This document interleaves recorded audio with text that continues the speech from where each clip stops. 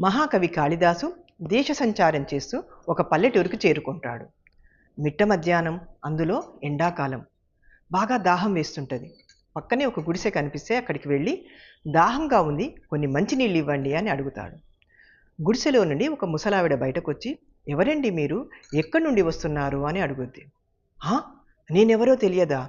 నేను గొప్ప పండితుణ్ణి, ఎవరిని అడిగినా నేనెవరో చెబుతారు" అని చాలా దురుసుగా సమాధానం ఇస్తాడు. అప్పుడు ఆ ముసలామె, "ఓహో, అంత గొప్పవాళ్ళా మీరు? అయితే ఈ లోకంలో బలవంతులు ఇద్దరు ఉన్నారు, వాళ్ళ పేర్లు చెప్పండి" అని అడుగుద్ది. కాసేపు ఆలోచించి, "నాకు తెలియదు" అని సమాధానం చెప్తాడు. ఆకలి, దాహం అని చెబుతుంది. "ఇప్పుడు చెప్పండి మీరెవరు" అని అడుగుద్ది. ఈసారి, "నేను బాటసారిని" అంటాడు. "అబద్ధం చెబుతున్నారు, ఈ లోకంలో బాటసారులు ఇద్దరే ఉన్నారు, తీరిక లేకుండా, అలసట అనేది లేకుండా సంచరిస్తూనే ఉంటారు, వాళ్ళెవరో చెప్పండి" అని అడుగుద్ది. కాసేపు ఆలోచించి, "నాకు తెలియదు" అన్నట్లు తల అడ్డంగా ఊపుతాడు. "సూర్యుడు, చంద్రుడు" అని ఈ ముసలామె సమాధానం చెప్పుద్ది. "ఇప్పుడు చెప్పండి మీరెవరో" అని మళ్ళీ అడుగుద్ది.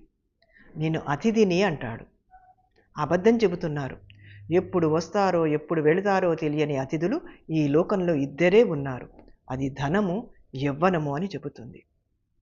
దానికి కాళిదాసు, "నా సహనాన్ని పరీక్షిస్తున్నారు, నా నాలిక తడారిపోతుంది, కాస్త మంచినీళ్ళు ఇచ్చి దాహం తీర్చండి" అని అడుగుతాడు.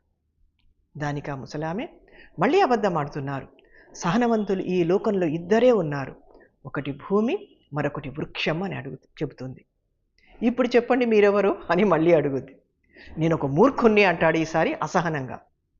"మళ్ళీ అబద్ధం ఆడుతున్నారు, ఈ రాజ్యంలో మూర్ఖులు ఇద్దరే ఇద్దరున్నారు, ఒకరు ఈ రాజ్యాన్ని పాలించే రాజు, తనకు అర్హత లేకున్నా ప్రజలపైన పెత్తనం చెలాయిస్తున్నాడు, ఇంకొకరు ఆ రాజు మెప్పు పొందటానికి అసత్యమాడే పండితుడు" అని అంటుంది.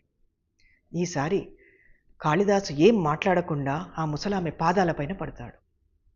ఆ ముసలామె సరస్వతీదేవిలా సాక్షాత్కరించి, "విద్య వలన వినయం పెరగాలి కానీ అహంకారం కాదు.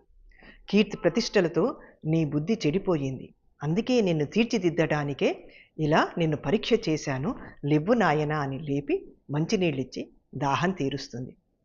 విద్య వలన కానీ, అధికారం వలన కానీ, ధనం వలన కానీ అహంకారం పెరగకూడదు అని తెలియచేసే గొప్ప కథ. ఇలా చిన్న చిన్న కథల ద్వారా పెద్ద పెద్ద విషయాలను తెలియచేస్తూ పిల్లల్ని సంస్కారవంతులుగా తీర్చిదిద్దేవాళ్ళు మన పూర్వీకులు.